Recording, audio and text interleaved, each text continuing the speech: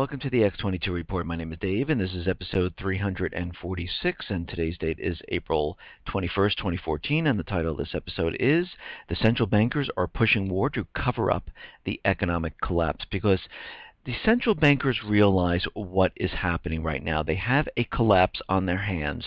They can't do anything about it, and all they can do is postpone it as long as they possibly can. And they realize they are running out of time. So they need to start this great war up to cover up what is coming. And they don't care about the war because they profit no matter what. They profit on either side. They profit after the war because the government will have to borrow from them to rebuild. The only way that this would not work is if we decide as a people to say, you know what, no more central bankers. But what's happening right now is they are in Africa where there's a huge amount of fighting going on. We see Yemen, Libya, and Iraq. All the people, of course, they call them Al-Qaeda, which they're saying they're terrorists, but it's the people of the country fighting back against these central bankers. The U.S. government, they want them out of there completely, and they are doing everything they can to fight and preserve their way of life. And we see this happening all throughout the Middle East. And the central bankers are seeing this, and this is why they've been using more and more drone strikes to try to push them back, because they can't make their case to invade these countries again. It would sound a little ridiculous since they invaded and they, created a whole new democratic government, which is really a puppet government, which is really a dictator type of government that they put into place, and they are now controlling everything that's going on in these countries. We see in the Ukraine that this is completely falling apart. They had a de-escalation agreement between the U.S. and Russia. No one is abiding by this. Really, the anti-terrorism forces are pushing their agenda forward. The CIA director visited Ukraine. Now we have special forces being created in Ukraine and sent out to different parts and regions and cities in Ukraine to maintain control. So we can see what is happening right now. All these flashpoints that we're looking at is going to lead to war. And you have to remember, all the players are the same. We have the dispute in over this island in between China and Japan. We have Syria, and they're talking about a new chemical weapon false flag. Of course, they're trying to blame this on Assad, and they're trying to make this point, and they're trying to refer back to President Obama's red line. We see the fighting going on throughout the Middle East, and then we have Ukraine. So we see all these flashpoints. We see what is happening. All military assets are being moved all around the world, positioned and ready for the next war. And this just didn't happen. This has been going on for quite a while. If you look back at my reports, I've been saying that missile bases have been turning up here. They've been circling China. Now they're encircling Russia, and this has been going on for quite a while. They didn't just come up with this. They knew what they were doing. And when I say they, it's the central bankers, U.S. government. They realized that eventually they would need to start this war, and this is what is happening right now. We are approaching World War III. Let's get into the economic collapse, because all of this, of course, is to cover up what is really happening. And most of the people are sleeping. They don't realize what's happening. All eyes are on the stock market. If it keeps going up or it comes down a couple days and it goes back up, everyone is happy. But they're not realizing that there are certain indicators that are all leading up to this collapse. Just like in 2008. No one knew what was happening in 2006. Yes, there were those people out there, saying that there's going to be some type of crash, but of course no one believed them, and now everyone's looking at it and saying, oh yeah, they were right. But we're seeing the same exact thing happen. And when people say, when's the collapse coming? We are in it. Has the full collapse hit yet? No, it is coming. But everything that we're talking about every single day is leading up to that collapse. Just like in 2007, 2008, all those indicators leading up to October of 2008 were all signs that the collapse was coming. And this is what we are seeing right now. If we look right now, we are seeing that they're trying to, increase the minimum wage. And yes, will this help? This will help for a short period of time, just like every single other increase in minimum wage. This is not the solution. This is a patch on what we should really be doing. And what we should be doing is getting rid of the central bank, because they are devaluing our money every single day. So the minimum wage right now is getting, it's worth less and less and less each day, and this is why they want to bump up. This is what the people who are retired are feeling right now. They are on a fixed income right now. They're making a certain amount of money, and prices of food, energy, and other products keep going up, and they are having a very rough time making ends meet, and this is why they have to go out and get a part-time job. The same thing with the minimum wage. Yes, the bump will help for a very short period of time, but eventually, as food prices and energy prices continually rise, the minimum wage won't mean a thing anymore. It won't even matter, because the real problem, the cause of all this, is the central banking and the devaluing of the dollar. This is the real problem. Yes, we can patch it, we can put a piece of tape on it, but that is not going to fix the problem. And now in Macy's, what they're saying, Macy's CEO Terry Lundgren believes that raising the minimum wage would result in fewer jobs for Americans. We did this in 2009, he said. That was the last time, and I think there was 500,000 jobs lost that were attributed to that raise. And of course, I can see this and see why this is happening, because companies are trying to keep their low prices. And to keep the low prices, it's very difficult. They have to keep everything status quo right now. And raising people's minimum wage will affect their low prices. They'll have to raise those prices, and it's easier to let people go, and this is what they always end up doing, because they don't want to lose their customer base. And we see this happening more and more often. Now, there is a report out there saying that the amount of people who are saving, and I really don't want to call savings, because when they put money in the bank, they're really getting 0% interest. They're not receiving anything. They're more hoarding their cash right now.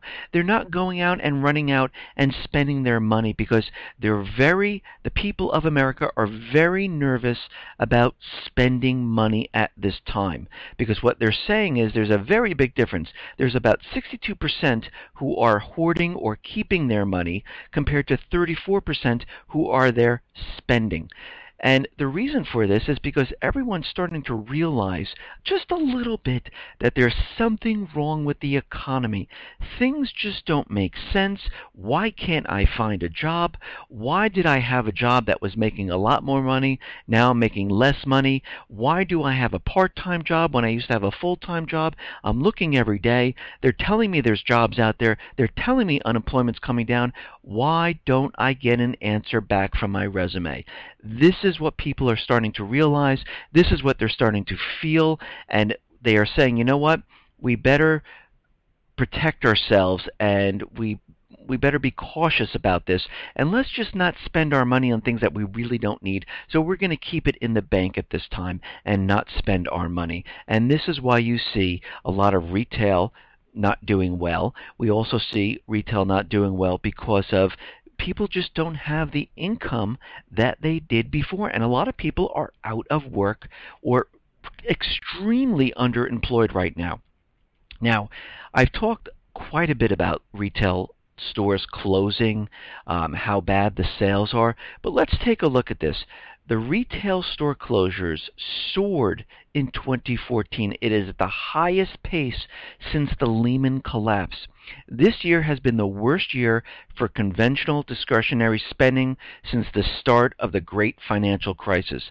Since the start of 2014, retailers have announced the closure of more than 2,400 units, amounting to 22.6 million square feet. Now, we have to look at this. When these stores close, these strip malls or the malls lay empty. The people who own this are losing money also. And this has more than doubled since 2013. Even dollar stores and drugstores, which combined have consistently built out of hundreds of stores per year, are beginning to reel back on expansion. And we just heard that Dollar Store and Walgreens are starting to close a lot of their stores. They're not going to expand the way they used to. And this is really starting to show up all over the place. And there's a lot of stores coming out now saying that they'll be closing a lot more stores because they just can't make ends meet. They just don't have the customers coming in and spending the money at this time. Okay, now if we look at the other side and we look at real estate right now, we know that real estate is declining. It's imploding on itself. And right now, there's about 7 million foreclosures and counting, and the nation still faces 9.1 million properties that are seriously still under water, and that number is rising because what happened is a lot of people who purchased their homes at the height of this market are finding that housing prices are starting to come down, and they have mortgages that are worth much more than their housing prices, so they're starting to see that they're becoming underwater also. But what's interesting here is that the first-time home buyer, and we're seeing a major decline of first-time home buyers. So if we look at around February, March of 2012, first-time home buyers was around 35%. Then we skip to around August of 2012, we're going down to about 31%. If we skip ahead to January, February of 2013, we're coming down to 28%. If we skip ahead to September of 2013, we're at 28%. If we skip ahead to today, we are at 27%. So what we're seeing is a slow decline of first-time home buyers. And this fits into what we've been saying all along. The youth of America who are coming out of college, all these people who are supposed to be getting these jobs can't find work. They're still living with their parents. They can't save the money to purchase homes. And this is why we're seeing a slow decline of those first-time buyers. Again, they have a huge amount of student loans that they can't even pay off. Housing is the last thing on their mind at this time. They rather have a really good paying job, which they can't find at this time, and this is the major problem. So it actually fits into what we've been saying all along, and it doesn't really fit into what the Fed and the U.S. government has been saying, where they're telling us that real estate's going to rebound. And I just have to say this. They've been telling us that the weather was the problem for real estate going back January, February, March. We're in April right now. Wouldn't you think all those people who are holding out and not selling their homes would just dump it onto the market right now? And you would have all those people that wanted to go look at homes all rush out to look at homes right now, but we are not seeing that whatsoever. And right now, there are reports out there saying that it may not be the weather, just like everyone said. It might be other factors. Well, we know it's other factors. We understand what it is. The people don't have the money. They are tapped out. They're not going out to buy these homes. And this is why we don't see an increase in home sales right now. And Fannie Mae and Freddie Mac right now are reevaluating and recalculating what they believe the housing market's going to be. They're actually lowering their forecasts at this time because they're starting to realize that this market is going absolutely nowhere. Now, there was another banker that was actually murdered this time. He didn't commit suicide, and it was a director of BNP in Belgium was shot to death along with his wife and nephew by a gunman who planned the execution by waiting patiently in a car outside local sports hall. But what's very interesting about this is in Belgium. Belgium has also been receiving funds from the Fed, and they've been purchasing treasury bonds. quite a bit of Treasury bonds. They've been picking up the slack for the Fed, and it's very interesting that this banker, this director at BNP, was murdered. And I wonder if there was any type of connection between all of this, because, again, we have to remember the Fed really isn't tapering. All they did was switch the way they were purchasing Treasury bonds. They're switching around, maneuvering monies at this time to make everyone believe the economy is getting better, to make everyone believe the illusion. And all they did was now say, oh yes, we are tapering. See, we lowered the amount of Treasury purchase. We lowered the amount of funds that are going into the banks and buying up the toxic real estate. We haven't stopped, but we've lowered it. But really, did they? No, they just maneuvered and used different channels, shot money over to Belgium to pick up the slack in buying Treasury bonds. Now, China has decided to go dark in their gold purchases. Instead of having all their gold come through Hong Kong, they decided to have it go directly to Beijing. They don't want anyone to know how much gold they are purchasing at this time. Going forward, China can continue importing hundreds of tons monthly, but without Hong Kong being the main transit route and without its monthly exports updates. Nobody will have a concrete number of just how much gold China is importing. One of the reasons why China could be encouraging more direct imports was because it wanted to avoid taking the Hong Kong route that makes its gold purchases public, while China wants to keep the trade a secret, sources said. What we are seeing right now is they are hoarding a huge amount of gold, and they're going to increase their gold purchases at this time. And all of this is going to protect them for what is coming, and they're going to use it to back the yuan, just like Russia is going to use it to back the ruble. So we can see why this is happening at this time. We see why they want to go dark. They are really pushing the agenda along with Russia at this time. Okay. Now, in my other reports, I talked about Holder and Obama talking about biometrics, using fingerprints with a bracelet. And right now, the president is thinking about using an executive order to push the agenda forward.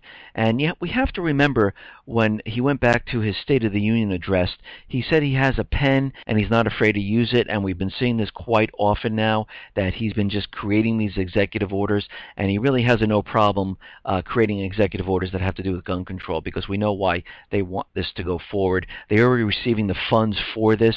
Now they just need the executive order to push this agenda forward, and this is going to pose a huge problem, and we're going to see a lot more states say absolutely not, and they'll be writing laws to counteract the executive order. We'll see a lot of gun activists out there saying we are not going to abide by this. And you know what? They don't have to, because according to the Second Amendment, your rights to own a weapon cannot be infringed upon. They cannot limit the way you use it or the way you have your weapon. So again, all these laws are null and void, but to everyone else who doesn't understand what's going on, who doesn't understand your rights, will go along with this, just like everything else, just like with checkpoints and things like that. And we have to remember, the government does everything incrementally. They don't come right out and say, you know what, we're putting checkpoints everywhere. No, what they do is they start out very slowly. Oh, we had terrorism, which we created to make you fearful, so we can create these laws, so we can remove your rights, so now we can check your bags when you get onto a plane. Now we'll expand that. We'll bring this to stadiums. Every time you go into a stadium, can we look into your purse? Can we look into your bag? We'll expand this a little bit more. Now in the subway systems, we would just like to have a couple more checkpoints here where we can search your bags, your belongings, make you take everything out, everything that you have. And again, all of this is completely null and void according to the Fourth Amendment. And right now, this is exactly what they're doing in Boston. Warrantless bag searches have become commonplace at many travel checkpoints and many sporting events, and they're going to spread slowly, incrementally, so nobody is the wiser. You're just getting used to it. Pretty soon when you walk out of your house, you'll have to be strip searched, and they'll have to check your bags before you get into your car, and then when you get out of your car, they'll have to do the same thing. They're doing this very slowly, and don't be surprised, and that was a joke, by the way, don't be surprised if they start doing searches just on the fly like they were doing in New York City. Just stop you on the street and saying, can we take a look inside your purse? Can we take a look inside your bag? Empty your pockets. We just like to know what you have. So we can see how incrementally they're doing this. But in Boston, they are doing it. When you board a subway train there are signs all over the place that they will search you before you get on a train. And those people who object will be arrested and charged with trespassing on public property. Remember, this is public, to the people, which could result in a $100 fine and 30 days in jail. For them violating your Fourth Amendment, you will be fined and put into jail. This is what they're telling you. And most of the people are going along with it. No problem. Yes, search me, check me, please, because I like to board this train. Soon, when you get to the point where they're just searching you when you're walking down the street like they were doing in New York, which was deemed unconstitutional, but you'll see that come back very soon because the federal government will be pushing all of this. People will be so used to being searched, they won't even realize that it's completely against the Fourth Amendment anymore. And this is how they train you. This is how they brainwash you to think that this is in your best interest. And they always say this, it is always for your safety. And this is the argument they always use.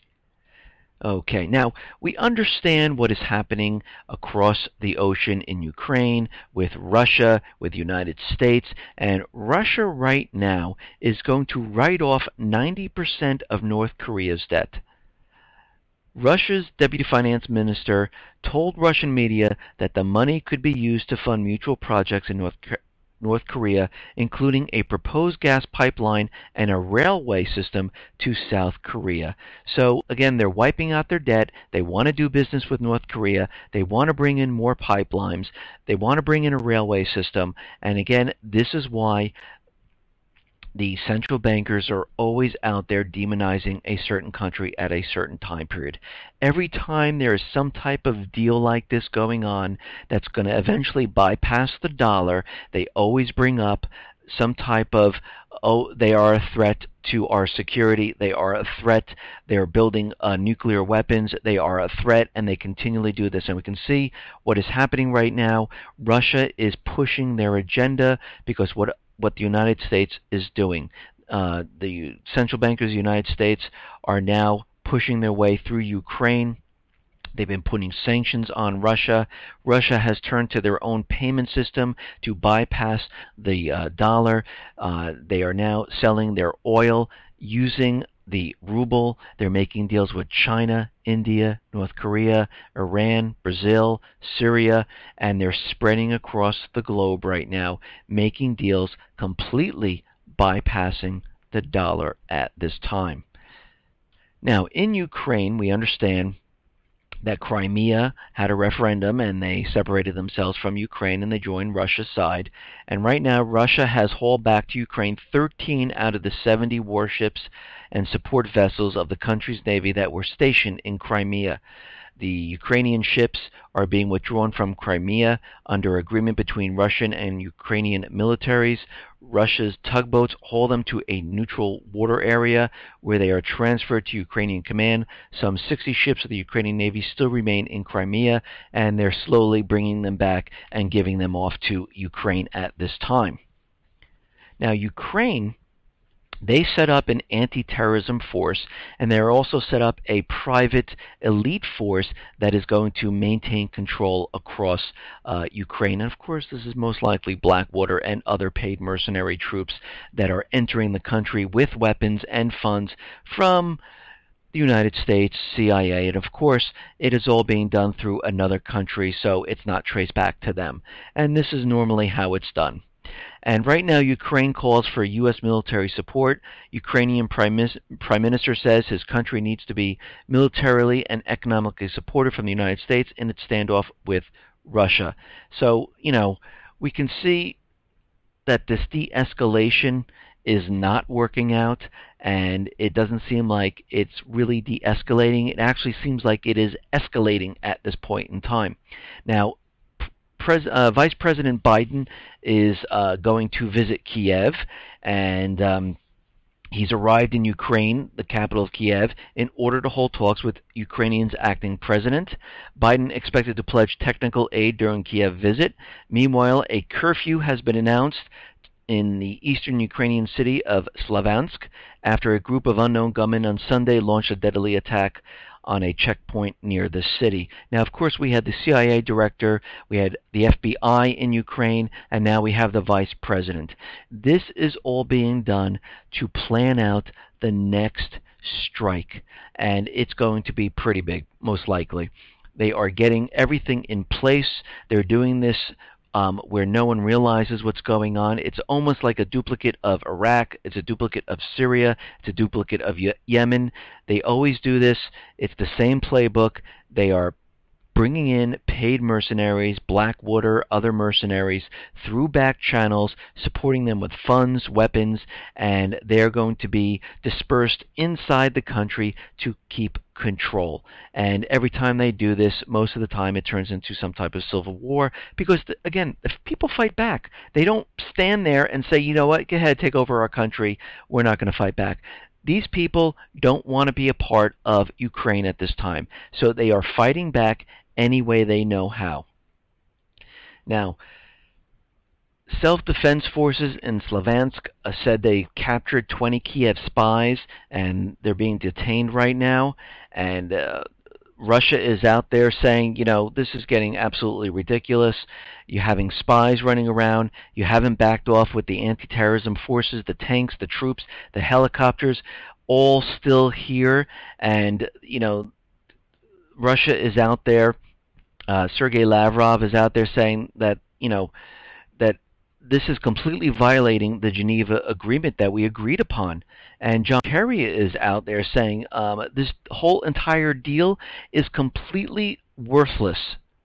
And he goes on to say that Geneva Accord only piece of paper without action. Kerry urges Russia to take concrete steps to ease tensions. Kerry asks Russia to show commitment to Ukraine agreement.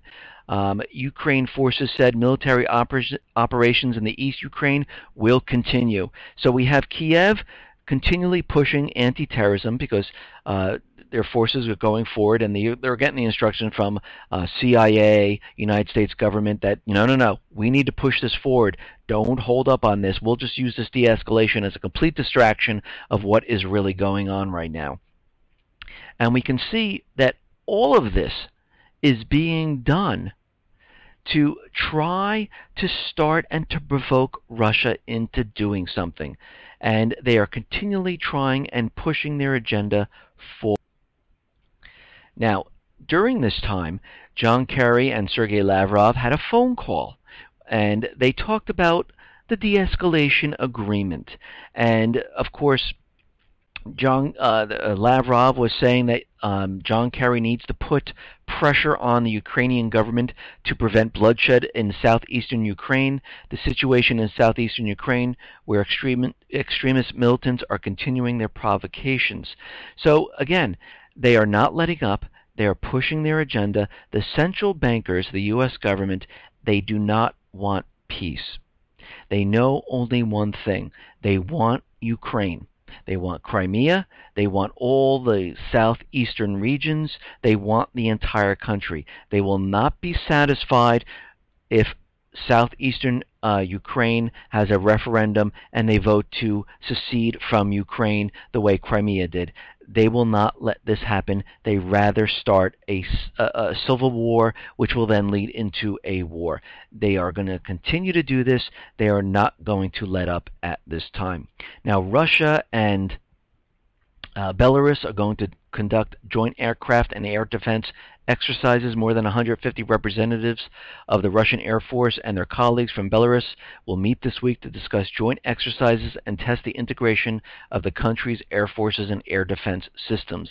The drills would include S-300 anti-aircraft missile systems, the Pantsir S hybrid anti-aircraft artillery and missile systems, Su-34, Su-34, 35, Yak-130, and MiG-29 military aircraft will carry out bombing and missile launches. Now, of course, the central bankers of the United States government are going to go out there and say, oh, look, they have their forces building up. They're getting ready to attack. We see planes in the air. But again, this is a drill. They have had many of them, just like the United States central bankers had drills in the Black Sea with Poland. They are all flexing their muscles and letting everyone know, yes, we're going to push this agenda, and if you're going to do something, we're going to fight back. And this is what is happening at this time. And let me just say, this whole de-escalation agreement is never going to work at this point. Because what we're seeing, and we can use the Clive Bundy as an example. When the BLM was there, they were there with force, with weapons, with snipers and helicopters, and we had the people were holding their ground. When the BLM, the force, backed off, what did the people do? They backed off. Let's take this situation and bring this situation to Ukraine. If you see tanks, heavy artillery, military personnel, helicopters, all standing there and never backing off, do you think the people are going to back off who are holding the government buildings? Absolutely not. So we can see until the force section actually shows that they're backing off, the people are not going to back off at this time. Because you know what happens? When the people back off first, the military just rolls in and takes over. So we can see why this will never work, because first of all, the protest is this de-escalation agreement, and second of all, the central bankers, U.S. government, will never back off. And this is why we see drills. This is why we see both sides flexing their muscles. This is why we see both sides moving military assets, because they realize where this is going to lead. All of this is going to lead to one place. Putin understands the central bankers. He understands what is going on, and again, right now, this whole agenda is to start the war to cover up this collapse. Now, we understand that the United States central bankers are pushing forward new sanctions against Russia. Well, not really Russia, against individuals. And there's some information that they might be going after Putin personally, because they can't hit Russia, because that might upset the European gas supply there. It could have a boomerang effect in Europe and the United States, and that could spell disaster. And this is why they're always going forward with some type of sanction on individuals. And now they're looking at Putin at this time and looking at where all his accounts are, and we'll have to see what happens. They haven't done anything yet, but we know that there are more sanctions in the works at this time. Now, Russia is out there, and they are saying that Ukraine escalation threatens Russian security. The situation in Ukraine, the deployment by the United States of a missile defense shield, and NATO enlargement are increasing the number of threats to Russian security. The scale of challenges and threats is steadily expanding. Today, we are particularly concerned by the deployment of the U.S. missile defense system close to the Russian territory, as well as the enlargement of NATO. And that's what we're seeing. We're seeing NATO bring in more military assets, bring in more military troops, bring in planes, bring in pretty much everything, because they are building up and getting ready for this war that is eventually going to come from all of this. And this is what they've been trying to do all along. When I say they, it's the central bankers, U.S. government. Now, China is preparing to invest in Crimea at this time. China intends to invest in massive projects in Crimea less than a month after the former Ukrainian province was annexed by the Russian Federation. Russia is partnering with China in two major Crimean projects: the Power of Siberia gas pipeline and a 25-meter deep Crimean deep water port. China will look into new projects, including new ones in the region. and China will abandon a planned 5 billion solar power plant in Nevada and invest the money in Crimea instead. So that whole thing, the Chinese are supposedly backing out at this time, taking their money and going to use this in Crimea and build some type of solar power plant there instead at this time. So that deal actually fell apart, the one that Harry Reid was a part of, because they couldn't get the land from Bundy at this time. Now, over the weekend, there were a huge amount of military strikes in Yemen. In my reports before, I said the people are rising up, and like I said, this is going to spread. This is going to spread across the Middle East. We're seeing it in Iraq, we're seeing it in Libya, and in Yemen. And the central bankers, U.S. government, are very worried about this, because if the people take over the countries, and of course they call these people Al-Qaeda, which are the terrorists, which are actually the people of the country fighting back, trying to take back their countries.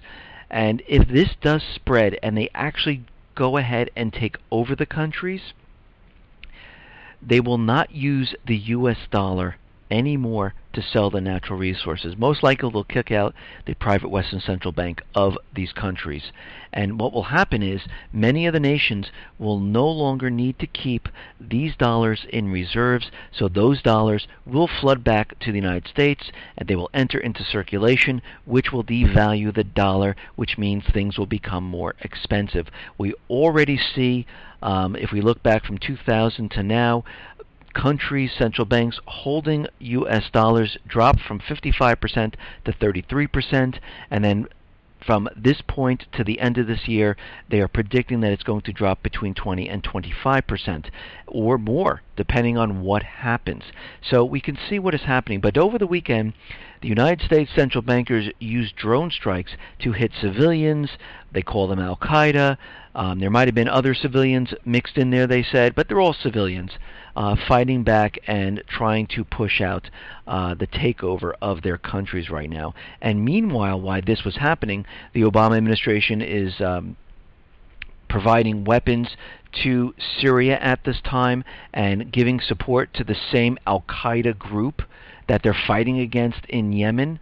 So this is how you know they just throw the word Al-Qaeda around. Al-Qaeda is working with the Syrian rebels to overthrow Assad, and they're the enemies in the other Middle Eastern countries because they've already set up a puppet regime and they've taken those countries over. So you can see how they play this. Now, we understand that something is brewing with Syria at this time. In the past couple of months, we had the Syrian Electronic Army hit many different websites. This was to show that Syria had the technology to attack with cyber attacks, that they were able to hit CNN, hit government websites, hit the CENTCOM data base in Jordan. They wanted to show they had the ability. And of course, this is most likely false flag event. There's probably no Syrian Electronic Army. Of course, they use a Twitter account to send out the information of how they're pushing and cyber attacking, but anybody can create a Twitter account. So again, we have to think of why would Syria all of a sudden like to cyber attack the United States and leave messages like China is dumping the treasury bonds. It makes no sense whatsoever. So you know a lot of this is really not coming from Syria. Second of all, we understand that there are many bases in Jordan and the rebels are being trained there and then moved into Syria. We understand that weapons are being received now by these rebels from the United States. And right now, they're continually pushing the agenda with these chemical weapon attacks. And right now, activists in Syria have claimed that government forces used chlorine gas in an attack on a village near the city of Hama. And right now, the State Department said Monday that it has indications chemical weapons were used in Syria earlier this month, and it is investigating whether the Assad regime is responsible. We have indications of the use of toxic industrial chemical, probably chlorine, in Syria this month in the opposition-dominated village of Kfar Zita. And they are pushing this and pushing this. They want you to know and understand that Assad is still using chemical weapons. So when they use this false flag, you will know exactly where these chemical weapons are being used. And it could be some type of chlorine attack or something like that in one of the cities here in the United States, because they understand using the false flag event in Syria like this has no effect on the American people, and they will not vote to attack Syria with these type of false flag events. So they really need to bring this home to the United States. And right now, Syria has set the election date. It is going to be on June 3rd. And this is when they're going to hold the presidential elections. A candidate should be at least 40 years old and is supposed to have lived in Syria for the past 10 years, and they are not allowed to be a foreign passport. So they have to be Syrian and live there and over 40. And this leaves out most of the rebels, and that's why they agreed that they weren't going to be in these the latest elections coming up. So this leaves us a certain period of time where the U.S. government central bankers might try something like a false flag event at this time, and we really have to keep our eyes open. We've been seeing many reports come out about Assad having chemical weapons and biological weapons. There are SARS vials missing, about 2,300 of them. There's medical isotopes that have gone missing that they can use to create dirty bombs. There are radicalized people running around in the United States. They've broken off into lone wolf groups. A lot of them know how to make bombs. So you can see how they're continually playing this up. They are getting everyone prepared for what is coming. Listen, everyone, thanks a lot for listening. Be well, be safe, and especially be prepared. Thanks a lot.